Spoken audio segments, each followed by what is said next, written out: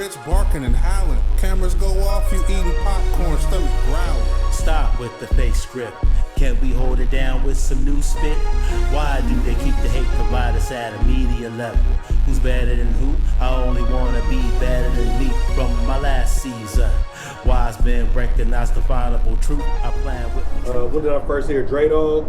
What's the same? It's the same story as RBL. I heard Dre Dog before y'all heard Dre Dog. That was another. Dre Dog used to fuck with TC real tough. You know, TC is the mastermind behind a lot of shit. You know, TC don't really get a lot of credit that he deserved, man, for pioneering the San Francisco side of the Bay's music industry, man. TC damn near orchestrated, pioneered that shit, bro. Hell yeah. You know what I'm saying? The Frisco side of the Bay, TC basically damn near pioneered that shit, bro. He did. You know, starting off with Coog Nut. A lot of motherfuckers don't know he was doing the early IMP records, man, from Bankroll Studios. So, you know what I'm saying? Yeah, man, motherfuckers got to recognize that. And Dre Dog was one of the groups like us that just have, I don't know how he found TC, but just like us, he was just one of the niggas that was lucky enough to find TC. And TC had changed your life, you know what I'm saying? Right. We used to always, like I say, I used to always go fuck with T. You know, it wasn't just a music thing with us and TC. It was a real family type thing. That's my brother. That nigga called my mom, and my mom still send that nigga birthday cards, and you know, we still get together. You know what I'm saying?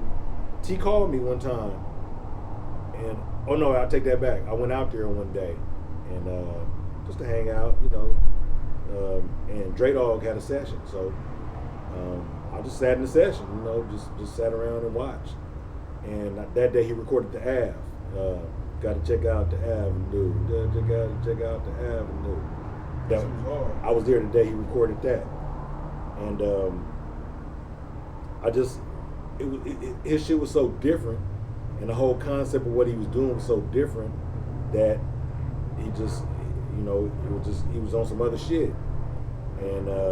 I went up to the studio, recorded the Ave, sat around and chopped it up, kicked it and shit. And from there on, once he finished the new Jim Jones album, every time we did a show, we always did shows together. Us, Dre Dog and RBL always did shows and shit together, and in stores and meet and greets, and you know, because we was all under the TC umbrella. So all of us that fuck Cobra Hustlers. All of us that fuck with TC always got together and did shit together, you know what I'm saying? And, you know, that's part of our musical family. You know, our musical family consists of Totally Insane, RBL, Dre Dog, 11-5, Cobra Hustlers, Never Legal, Hood Stars, Sean T, you know what I'm saying? That's all our musical family, you know what I'm saying? From Frisco and PA. Dre Dog. He was just so different and so out the box, and so he knew exactly what he wanted. He had that shit, you know, he had that shit figured out. He'd come in the studio and knew exactly what he wanted. He used to come in and do hooks and intros and what they called them in between the songs and shit, preludes and intersections and all kind of shit. And nigga's a genius, man. He's a musical genius. After the new Jim Jones, we did the song Dirty Rats on there. That shit was hard right there. Yeah, we did the song Dirty Rats on the new Jim Jones.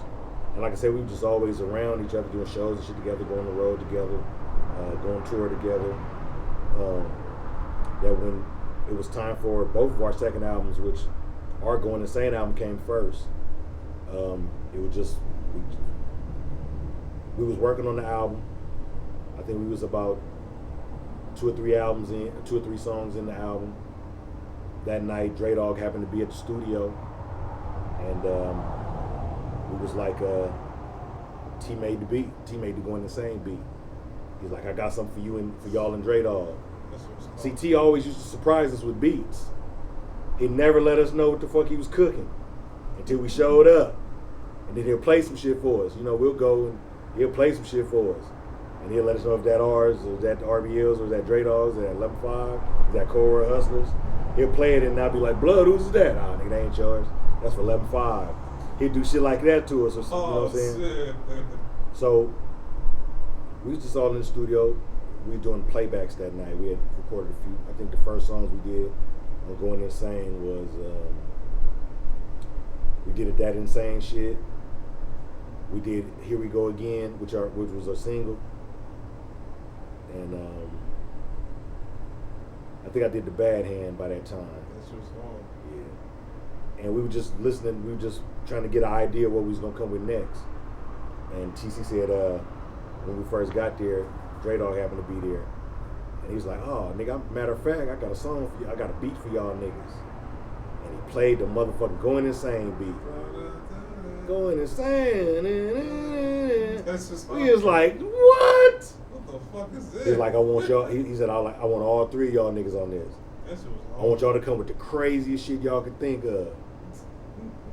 And we all went to our corners and wrote that shit.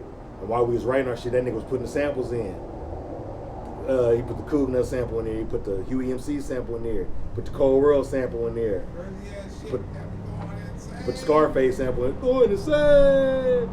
Think I'm going insane. You're insane totally. Yeah. He just constructed the beat right there in our face. And he just laid that motherfucker.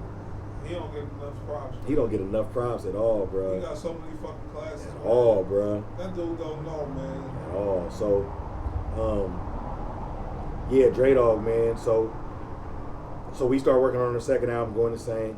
He started working on this second. Oh, let me rewind. The In a Minute thing. Once Dre Dog, once he finished the new Jim Jones album, just like us and RBL, TC walked him in a Minute Records and he signed to In a Minute Records. You know what I'm saying? So from that point on, we was all connected. You know what I'm saying? We was on the same label. We all fucking T, and we was all, everything was a family unit. You know what I'm saying? So we used to just go to each other's sessions while we was recording, Going Insane. Dre Dog and them niggas would show up and just sit around and watch. And when he was recording the new Jim Jones and I Hate You With a Passion, we'll sit in the session and sit around and watch. You know what I'm saying? I was there the night that him and Black C did the Chewy for the niggas, Potter for the hoes, and anything go. Remember that shit? Yeah, that was the shit. Yeah. I was there that night when they did that. That was Black C? That was Black C. What? Chewy for the niggas. Black C doing the hook. I didn't Chewy know for the that. niggas, Potter for the hoes, and did the cocky bitch, anything got a Black C. I didn't know that. Yeah. I was there when they did that. We was there when they, I was there doing the whole Hitman, recording the whole Hitman album. The Solo Creep was hard. Solo Creep, yeah. But like I say, Dre Dog, man. Dre Dog just always family. The Ike Turner, that was supposed to be a feature with us and with 10 and Dre Dog, Ike Turner. And 10 went in there and spit 2 verses so cold that when Dre Dog heard that motherfucker, he was like, man, fuck that, leave that shit. Leave that shit, nigga, just like that, nigga. I'll finish it off at the end. Yeah. But leave that shit. Cause what did Dre come with, like 8 bars at the end or something? I think, yeah, Dre only did like an 8 bar at the end. I think he did the hook or something. I mean, nigga with the motherfucking head, motherfucking there. Yeah. It was cold. But 10 got on that motherfucker and laced that bitch so deep, it was like, yeah. Man, leave that motherfucker alone. That's Just just like cold. that. Yeah. So yeah, so it was just always a family thing, bro. We done been on the road together. We done did everything together. And even spilling into the 11.5, into the Cool Nut, into the, all that shit, bro. We was always one big unit. We always was fucking with each other, And, we all bridged the gap between East Palo Alto and Frisco, Before then, Frisco and PA didn't really get along like that. And once we started going up there fucking with them niggas and blending in the Cool Nut and the RBLs and the Dre Dogs and 11.5s and Cold World Hustlers and shit, and they was featuring us on their songs. Whenever we went to Frisco, we got love. When we rock shows in Frisco, it was love. Cool Nut and Dre Dog used to come to East Palo Alto and just kick it for the weekend and just be in my front yard just freestyling and smoking weed and just barbecuing and shit. So it was just always love, man. And Dre Dog has always been one of them niggas that has been loved from the beginning, you know what I'm saying? He took his shit to another level. He masterminded his I still want. He masterminded his lane and took that. He's still cracking. I still want DJ Fresh or Sean T or somebody to do, a project with y'all, man. Yeah, that'd be hard. Or Fresh and Sean T. We know Sean T did the whole $10 album. That's what I'm saying. Yeah. If he was to, talk to you and Dre Dog and get something going on again, do it for fucking cool. Yeah. Mr. C, everybody calling, that'd be great. Shout out to my nigga Dre Dog, man. You know what I'm saying? You doing your thing, pimp. Yeah. Much respect. You still cracking. Matter of fact, I'll be at the Dre Day. I'll be at the Andre Day, October 17th. Oh shit! I'll be there. I might be there too, goddamn. I'll be there. We out here, we really big chiefin'. All useful ingredients on the cast iron skillet. When we flip it, yo, we mean business. Keep it rolling for experience and never let up. Learn more as we share, y'all better bless up. Take the floor to retain the glory, and never will I fold under pressure. Definable truth, too late to regroup for y'all goose. Who better than who? Thought y'all knew. Extra, extra, stay tuned to the news. JMA wise, astonishing dudes, demolishing crews.